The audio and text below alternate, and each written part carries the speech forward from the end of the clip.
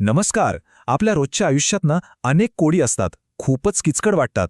पण विचार करा, जर मी म्हटलं की हे सगळं सोडवायला एक जबरदस्त आणि एकदम सोपं साधन आहे तर?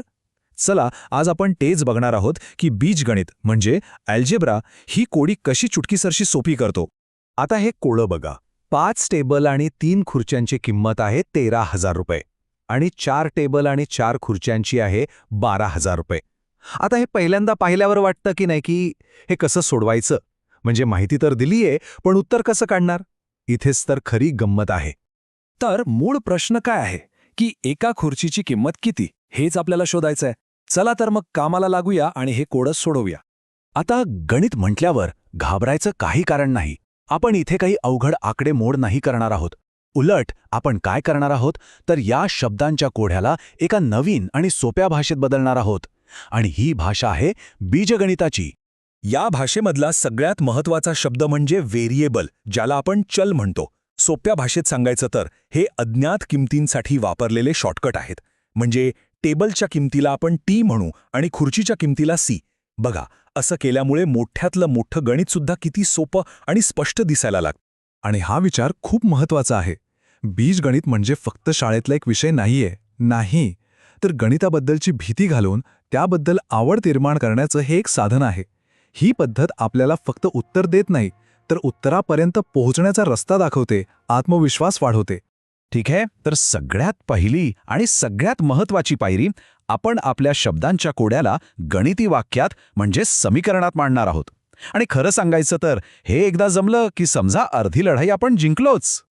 हे बघा इथे 5 टेबल आणि 3 खुर्च्यांची किंमत 13,000 आहे. याचं गणितीय रूप काय झालं? 5t + 3c = 13,000. किती सोपं आहे.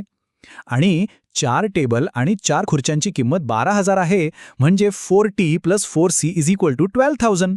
बस, हेच आहे ते रूपांतरण. आणि खरं तर हाच तो अरे वाह वाला क्षण आहे, जिथे अवघड कोडं सोडवण्याच्या मार्गावर येतं. आता एक गोष्ट लक्षात ठेवायची.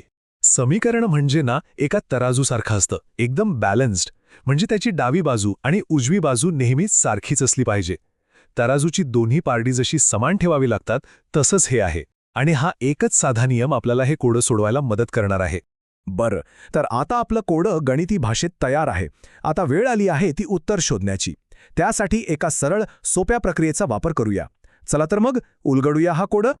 आपली पद्धत एकदम सोपी असणार आहे. आपण काय करणार आहोत तर या 2 समीकरणांमधून एका व्हेरिएबलला म्हणजे टी किंवा सी पैकी एकाला तात्पुरतं बाजूला करणार आहोत. असं केलं की आपल्याला दुसऱ्याची किंमत आपोआप मिळेल. एकदम लॉजिकल आहे, काहीच गोंधळ नाही. चला तर मग सुरुवात करूया. आपण दोन्ही समीकरणांमधल्या टीला म्हणजे टेबलला सारखं बनवूया. कसं? तर पहिल्या समीकरणाला 4ने गुणायचं आणि दुसऱ्या समीकरणाला 5ने. हे असं आहे जसं आपण पझलचे तुकडे जुळवतो ना, अगदी तसंच. आणि आता बघा काय झालंय. दोन्ही समीकरणं आता 20t ने सुरू होतात. पहिलं झालं 20t + 12c = 52,000 आणि दुसरं 20t + 20c = 60,000. याचा फायदा काय आहे? आता जर आपण एका समीकरणातून दुसरं वजा केलं तर हे 20t गायबच होऊन जाईल. आपली सगळी तयारी झाली आहे. आणि हाच तो महत्त्वाचा क्षण आहे. आपण खालच्या समीकरणातून वरचं समीकरण वजा करूया. 20t मधून 20t गेले 0. ते कॅन्सल झालं आणि उरलं काय? 8c = 8,000. बघा, इतक्या मोठ्या कोड्याचं रूपांतर एका छोट्याशा सोप्या समीकरणात झालं. आता उत्तर अगदी समोरच आहे. आणि उत्तर आलं 1,000. म्हणजे एका खुर्चीची किंमत आहे 1,000 रुपये. पाहिलं किती सहजपणे आपण हे उत्तर शोधून काढलं? हीच तर बीजगणिताची जादू आहे. बरं, तर आपण खुर्चीची किंमत तर काढली, पण थांबा, ही जी पद्धत आपण शिकलो ना, ती फक्त टेबल खुर्च्यांपुरती नाहीये. हा जो विचार करण्याचा मार्ग आहे तो आपल्याला खऱ्या आयुष्यातल्या अनेक वेगवेगळ्या समस्या सोडवायला मदत करतो. उदाहरणार्थ भूमिती. समजा एका शेताची लांबी आणि रुंदी काढायची आहे. इथे आपण लांबीसाठी L आणि रुंदीसाठी W वापरू शकतो.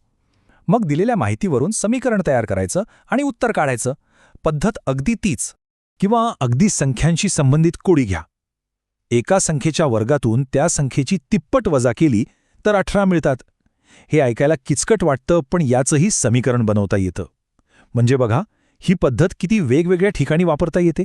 आणि इतकंच काय, भौतिकशास्त्र म्हणजे फिजिक्समध्ये सुद्धा जिथे वेग आणि अंतराची गणितं असतात, तिथेही हीच पद्धत कामी येते. म्हणजे हे स्पष्ट आहे की ही फक्त एक गणिताची ट्रिक नाहीये, तर हे एक असं कौशल्य आहे जे आपल्याला कोणतेही समस्या सोडवताना उपयोगी पडू शकतं.